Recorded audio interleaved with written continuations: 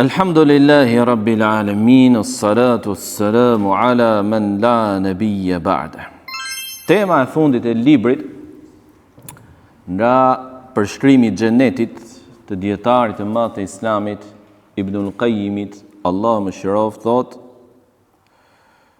çfarë është përmendur rreth atyre të cilët e meritojnë këtë përgëzim e jo të tjerë. Pra kush janë ata që e meritojnë dhe përfshihen të përgëzimet për xhenet që janë përmendur në Kur'an dhe Sunnet.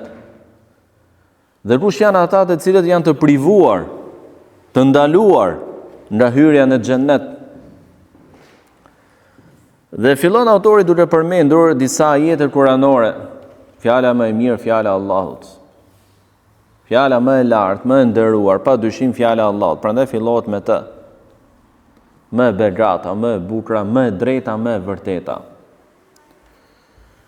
Thot Allah i lartësuar: "O bashiril ladina amanu wa amilu s-salihat anna lahum jannatin tajri min tahtiha al-anhar." Përgëzoji ata të cilët besuan dhe bën vepra të mira, se për ta do të jenë xhenetet në të cilët rrjedhin lumenj. Për kë? Për ata që besuan, vetëm kaq? Jo, bën dhe vepra të mira. Të dyja. Veprat mira çfarë janë? Më kryesorja pas tauhidit Allahut, namazi, shtyllat e Islamit, e kështu me radhë. Gjithashtu thot Allahu i lartësuar: "Ala inna awliya Allahi la khawfun alayhim wa la hum yahzanun alladhina amanu wa kanu yattaqun. Lahumul bushra fil hayati dunya wa fil akhirah la tabdila li kalimatillah dhalika huwa al-fawzul azim." Vërtet, për miqt e Allahut nuk ka frikë dhe as dëshpërim. Janë ata, tani na tregon kush janë miqt e vlijat e Allahut. Janë ata të cilët besuan dhe ishin të ruajtur, të devotshëm, para i ruajshin gjunafeve, i ruanin obligimet e Allahut, i zbatonin. Atyre u takon përgëzimi në këtë botë, në dynja, por edhe në ahiret. Dhe nuk ka zëvendësim, ndryshim të fjalës së Allahut. Dhe ky është shpërblimi, përfitimi madhështor, thot Allah. Ty është në xhenet. Ty është në xhenet. Ky është suksesi më i madh. Për të përpiqen besimtarët në këtë botë, durojnë sprovat, durojnë peripecitë, dhimbjet, vështirësitë, shtrydhin nefsin e tyre, vetë përmbahen nga gjunafet, lodhen ndonjëherë në disa adhurime, por durojnë, i përballojnë sprovat e Allahut me kënaqësi, me pranim, pa i kundërshtuar caktimin e Allahut Azza wa Jall, por me zemërgjërsi. Thot Allahu i lartësuar: "Innal ladhina qalu rabbuna Allahu thumma istaqamu tatanazzalu alayhimul malaikatu alla takhafu wa la tahzanu wa abshiru bil jannati allati kuntum tu'adun."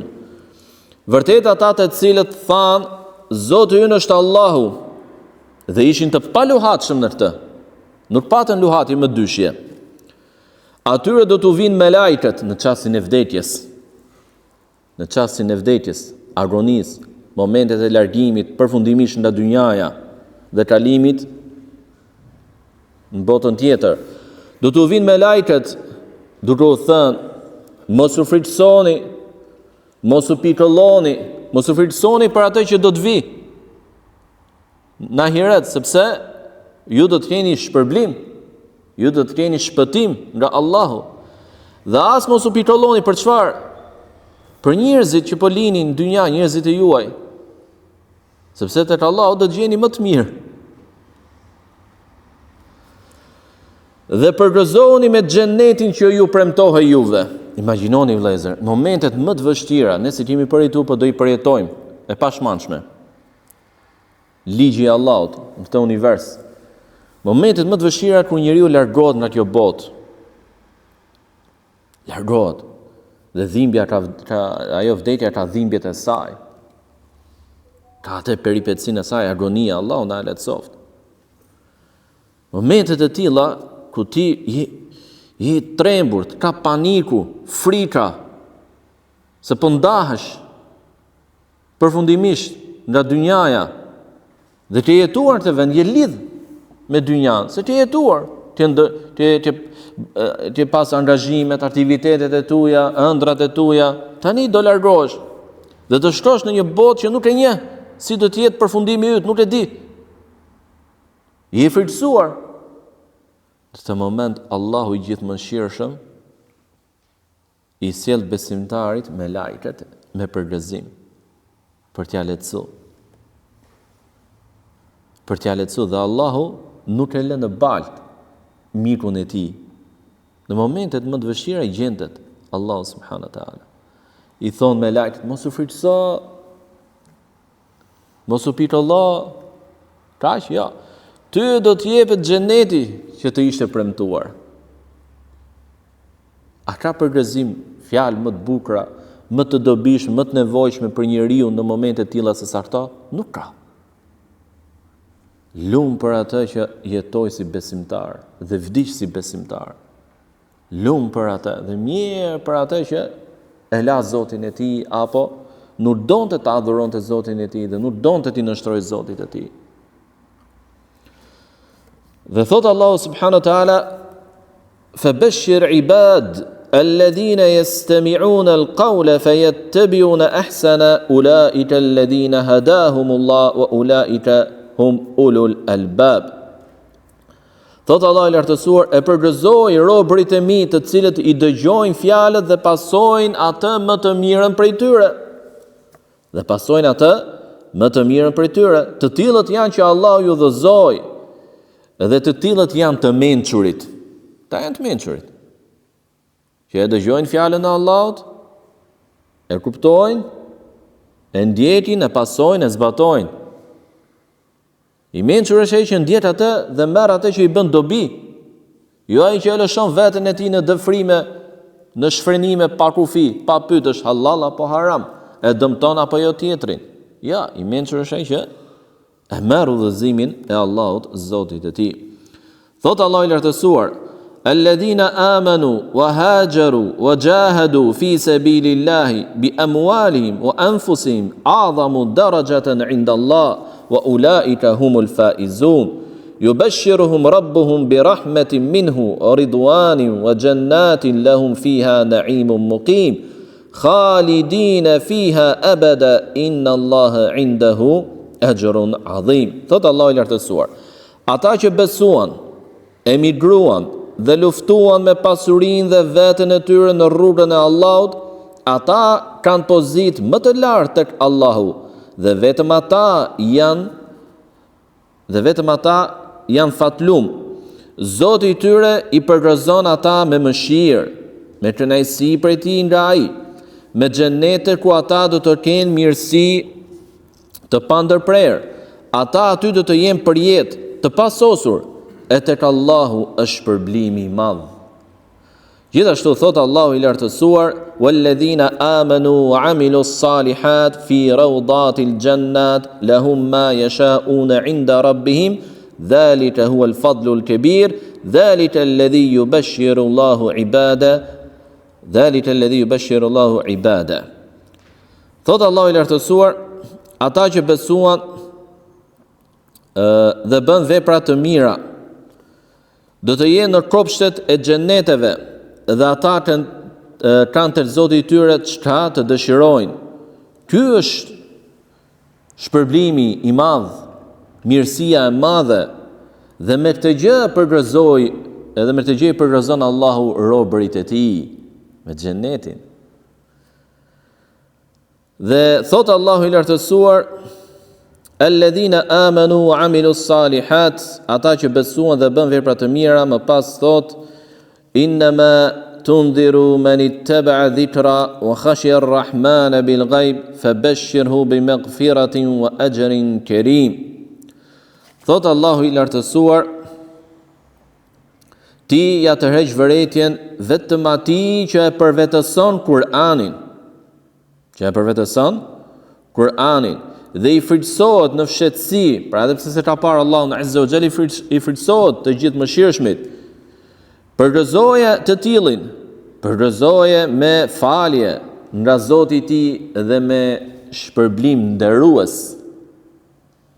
Pra të nderon Allahu Azza wa Jalla me shpërblimin e tij. Dhe thot Allahu i lartësuar: Ja ayyuhan nabi inna arsalnaka shahidan wa mubashiran wa nadhira wa da'iyan ila Allah bi idhnihi wa sirajan munira wa bashshiril mu'minina bi anna lahum min Allah fadlan kabira. O pejgamber, ne të kemi dërguar ty dëshmitar, përgëzues, paralajmërues, thirrës për tek Allahu me lejen e tij, pishtar ndriçues, përgëzoi besimtarët, përgëzoi ata se tek Allahu do të kenë vlerë, mirësi të madhe. Dhe thot Allahu i lartësuar: "Wala tahsabanna alladhina qutilu fi sabilillahi amwata bal ahya'un 'inda rabbihim yurzaqun فرحين بما آتاهم الله من فضله ويستبشرون بالذين لم يلحقوا بهم من خلفهم ألا خوف عليهم ولا هم يحزنون يستبشرون بنعمة من الله وفضل وأن الله لا يضيع أجر المؤمنين. Mos I mendoni ata të cilët janë vrarë në rrugë të Allahut si të vdekur. Mos I quani, mos mendoni se janë të vdekur. Ata të vdekur janë, por vdekja e tyre ndryshon nga njerëzve tjerë. Pse? Ata janë të gjallë të Zotit tyre duke u ushqyer, hajnë nga ushqimet e xhenetit. Ata që vriten në rrugë të Allahut. Të lumtur me atë që Allahu ka dhënë nga mirësia e tij dhe u japin si hariq për gëzim të tjerëve që t'i bashkangjiten atyre, që të mos kenë frikë, të mos mërziten, I përgëzojnë me mirësinë dhe begatinë e Allahut, se me të vërtetë Allahu nuk e humb shpërblimin e besimtarëve vepër mirë. Dhe thot Allahu I lartësuar: Inna Allaha ishtara minal mu'minina anfusahum wa amwalahum bi anna lahumul jannah yuqatiluna fi sabilillahi fayaqtuluna yuqtalun wa'dan alayhi haqqan fi at-taurati wal injili wal Qur'an wa man awfa bi ahdihi min Allah fastabshiru bi bay'ikum alladhi bay'atum bih wa dhalika huwa al-fawzul 'azim. Vërtet Allahu blau nga besimtarët jetët dhe pasuritë e tyre, që t'u jap, t'u akëmbej me xhenetin, sepse ata luftojnë në rrugë të Allahut, vrasin, por edhe vriten. E ky është premtim I vërtet që është përmendur në Teurat, në Injil, edhe në Kur'an. E kush e përmbush premtimin më mirë se Allahu, përgëzoj ata me këtë tregti që bën se për ta do të ketë shpërblim të madh. Pra I dhan Allahut jetën dhe pasurinë që Allahu të jepte xhenetin. Pra si tregtia që jep një mall dhe merr një mall.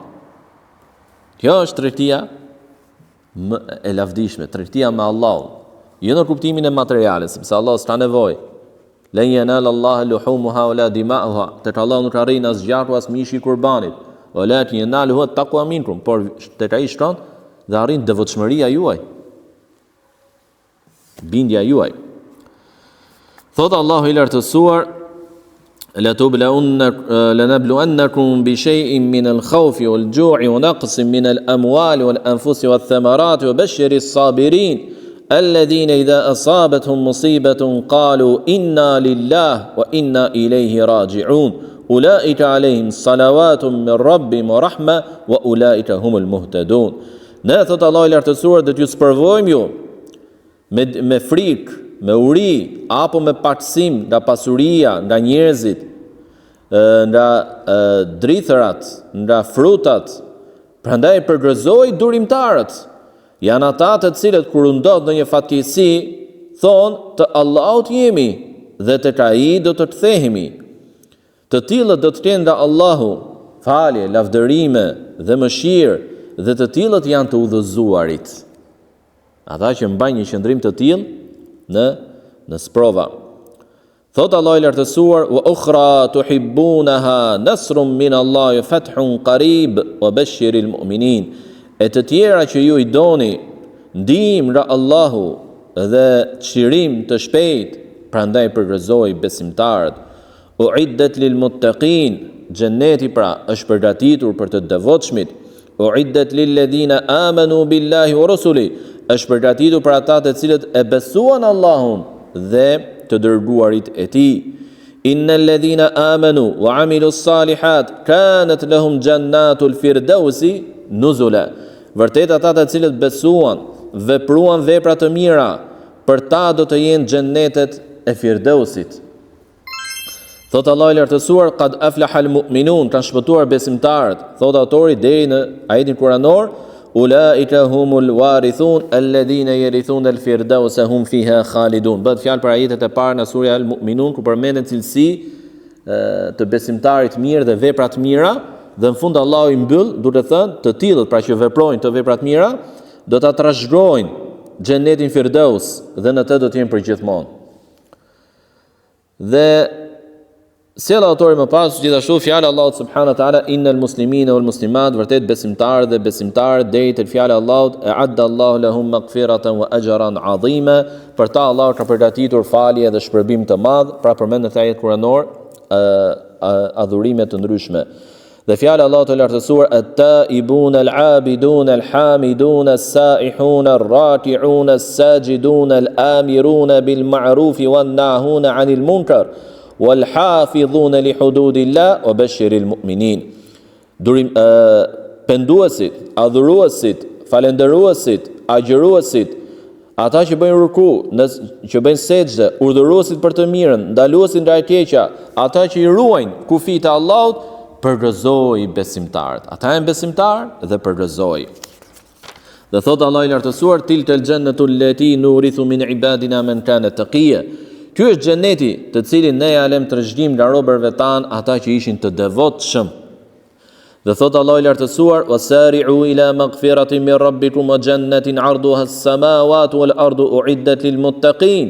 الذين ينفقون في السراء والضراء والكاظمين الغيظ والعافين عن الناس والله يحب المحسنين والذين إذا فعلوا فاحشة أو ظلموا أنفسهم ذكروا الله فاستغفروا لذنوبهم ومن يغفر الذنوب إلا الله ولم يصروا على ما فعلوا وهم يعلمون أولئك جزاؤهم مغفرة من ربهم وجنات تجري من تحتها الأنهار خالدين فيها ونعم أجر العاملين. Thot Allah i lartësuar: "Nxitoni për në faljen e Allahut, Zotit tuaj, dhe për në tërhyrje në xhenetin, gjerësia të cilit është sa gjerësia e qiejve dhe e tokës, i përgatitur për të devotshmit, janë ata të cilët shpenzojnë, japin, si në mirëqenie, por edhe në vështirësi. Janë ata të cilët e përmbajnë veten e tyre nga zemërimi dhe i falin, i tolerojnë njerëzit. Allahu i do bamirësit. Janë ata të cilët kur veprojnë ndonjë gjuna apo i bëjnë padrejtësi veteve të tyre, përkujtojnë Allahun. Friksohen nga Allahu. Dhe me njëherë kërkojnë falje për gjunat e tyre. Dhe ata e dinë se askush përveç Allahut nuk mund t'ia falë gjunahet, dhe as nuk vazhdojnë në to, pra në ato gjunahe, duke ditur këtë gjë. Për të tillët do të jetë, do të si shpërblim falje nga Zoti i tyre dhe xhenete në të cilët rrjedhin lumenj, në to do të jenë përgjithmonë, dhe ky është edhe sa i mirë është shpërblimi i vepërmirëve. Thot Allahu i lartësuar: "Ja eyyuhalladhina amanu hal adullukum ala tijaratin tunjikum min adhabin alim." O besimtar, a doni t'ju tregoj, thot Allahu i lartësuar, a doni t'ju tregoj juve për një tregti që ju shpëton nga dënimi i dëmshëm? Pra nëse e bëni këtë tregti, do të shpëtoni nga dënimi i dëmshëm. Tu'minuna billahi wa rasulihi wa tujahiduna fi sabilillahi bi amwalikum wa anfusikum dhalikum khairul lakum in kuntum ta'lamun. Të besoni Allahun, të dërguarin e tij, të luftoni në rrugën e Allahut me pasurinë dhe me veten tuaj, sepse me të vërtetë kjo është më e mira për ju nëse e dini. O bashiril mu'minin, dhe përgëzoi besimtarët. O limen khafa maqama rabbih jannatan, dhe ai që i frikësua paraqitjes së Zotit të tij do të ketë dy xhenete. Wa amma man khafa maqama rabbih wa naha an-nafsa 'anil hawa fa innal jannata hiya al-ma'wa. Dhe ai që i frikësua paraqitjes para Zotit të tij dhe ndaloi veten nga gjunahet, për të do të jetë xheneti si vend strehim.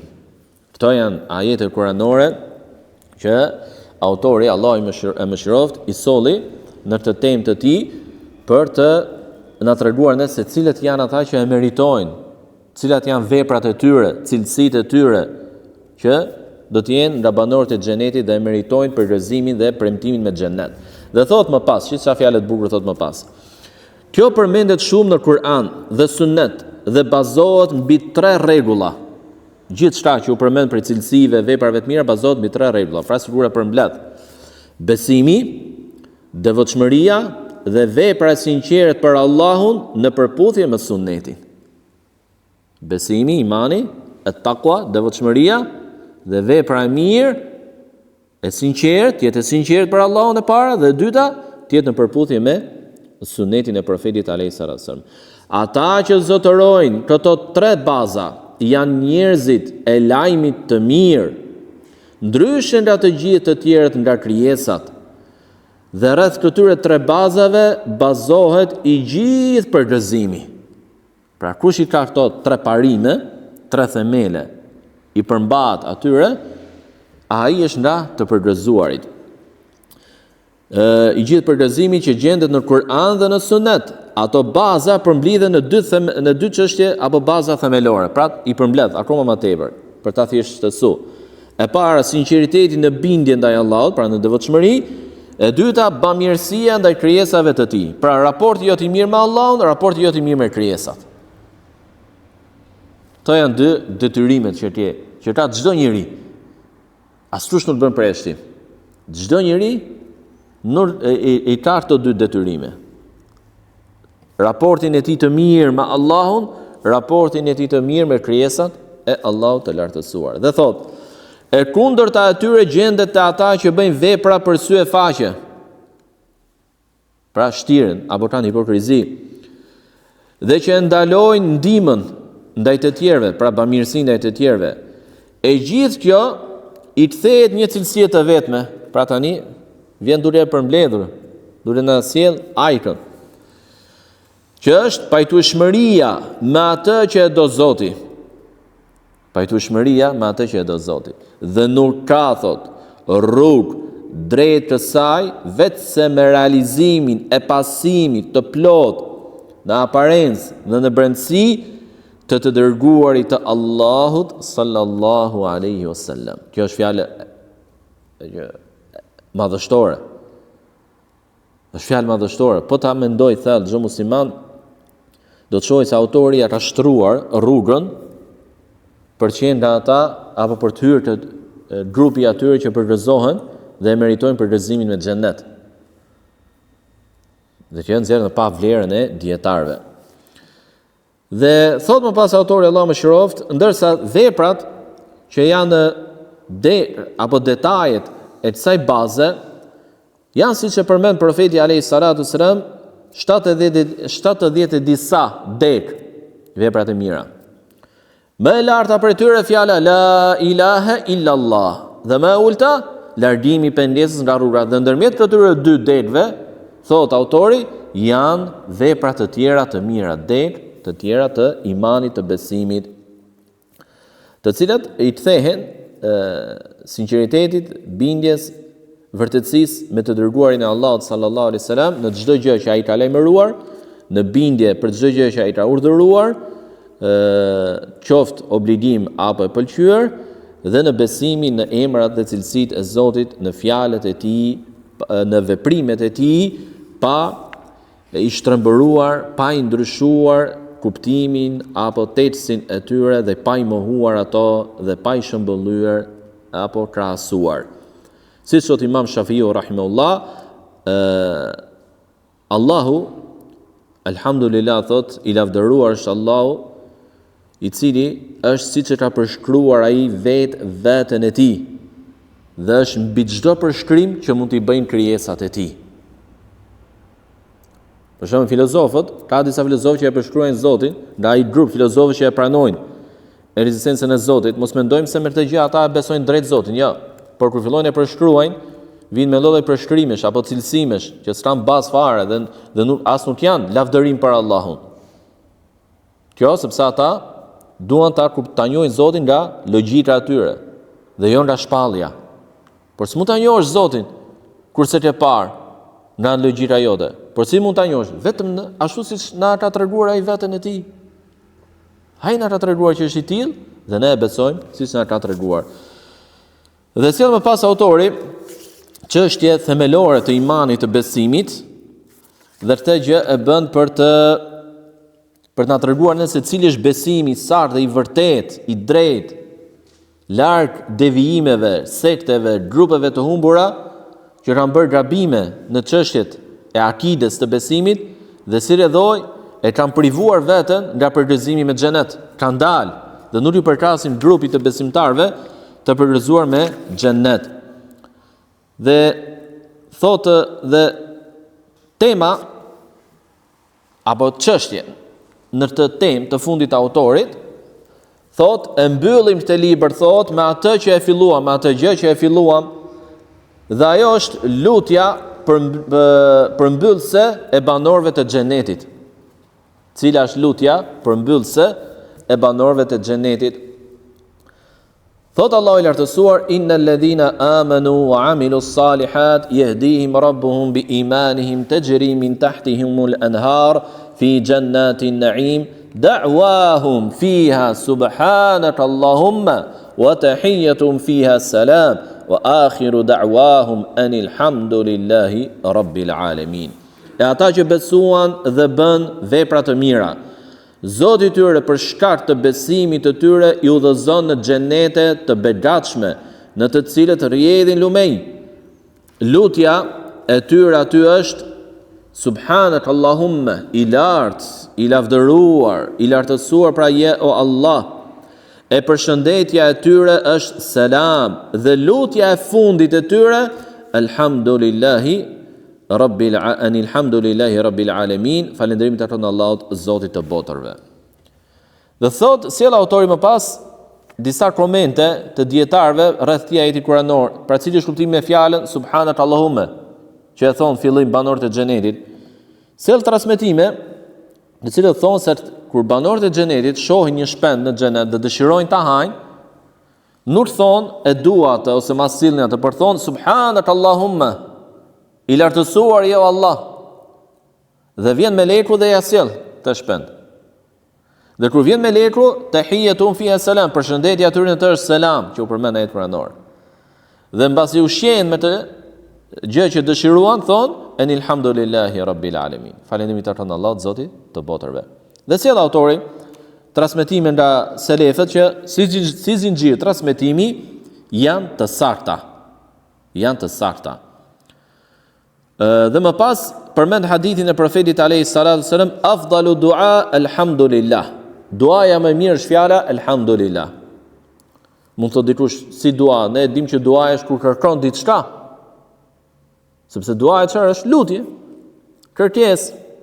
Po vëllezër, sepse duaja është dy lloj, dua e çështjes dhe dua e adhurimit. Duaja e çështjes është kur ti bën një kërkesë konkrete. Thua Allah më jep këtë, më jep atë, ose më mbron nga kjo, ose më ruaj nga kjo etj etj. Kur kjo është çështje, pra një çështje konkrete, specifike, të veçantë. Kurse duaja adhurim është kur ti bën adhurim. Namaz, dhikr, lexim Kurani. Ti pse i bën këto? Sepse me anë të tyre çfarë i kërkon Allahu xhenetin. Pra në vetvete kjo është një dua. Kërkon të afrohesh tek Allahu, që Allah të japi xhenetin. Pra edhe pse ti nuk e shpreh me gojë, drejt për drejt një çështje të tillë, një kërkesë të tillë, por e shpreh me anë të adhurimit. Prandaj fjala e profetit alayhi salatu sallam, duaja më e mirë është fjala alhamdulillah, është në këtë kuptim, pra në llojin e dytë të duas, që është duaja adhurimit. Pra me anë të kësaj fjale kërkon të afrohesh tek Allahu, të hysh në xhenetin e tij. Por çfarë mendimi ka autori? Thot më pas autori, dhe në këtë pra tregohet që nga banorët e xhenetit do të hiqen, nuk do të jetë më obligime, përgjegjësi, detyrime, pra nuk do të kërkohet më gjë atyre. Dhe nuk do të mbes më gjë nga adhurimet përveç dhikrit me të cilin Allahu i frymëzon dhe inspiron dhe ja bën të lehtë, siç është e lehtë frymëmarrja atyre. Siç është e lehtë frymëmarrja atyre, dhe frymëmarrja është diçka e lehtë, edhe pse e bëjmë pa pushim, as nuk ndjem rëndes kurr, as nuk lodhemi kurr. Dhe as nuk na pengon nga diçka tjetër kjo gjë. Apo jo?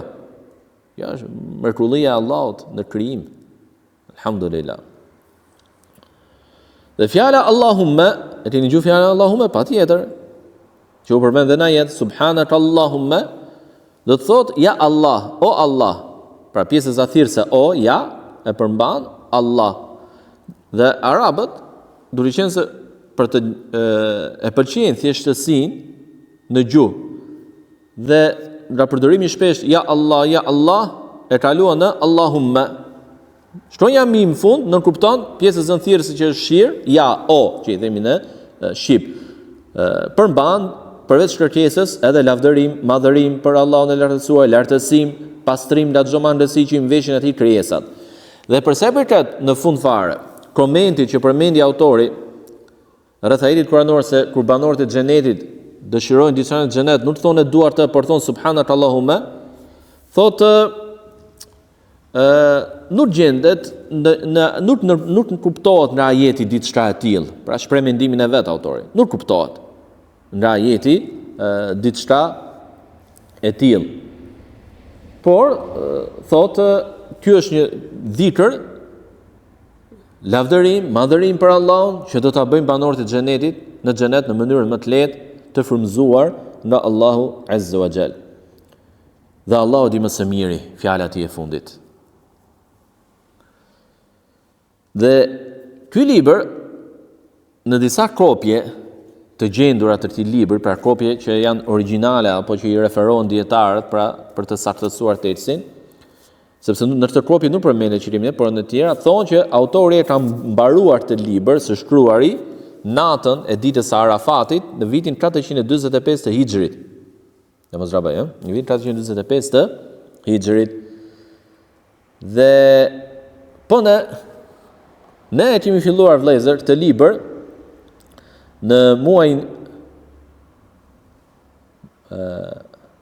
ne përfunduam, e kemi filluar të libër në muajin gusht, në 7 gusht të 2024.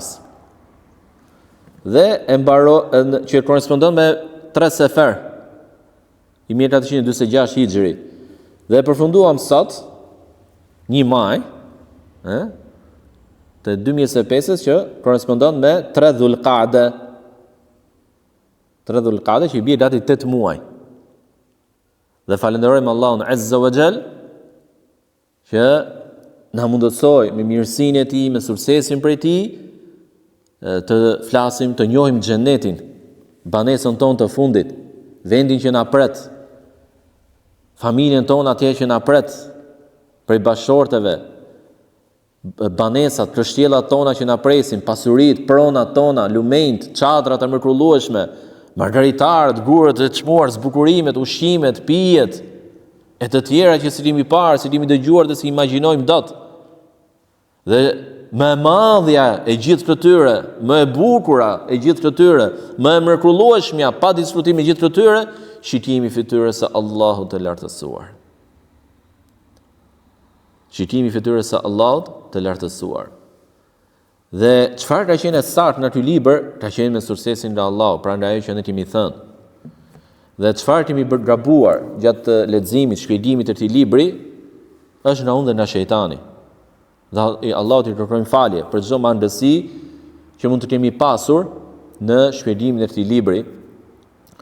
Dhe fjala jone e fundit është duaja e banorëve të xhenetit, Enilhamdulillahi Rabbil Alamin. Vërtet falënderim të takon vetëm Allahut, Zotit të botrave.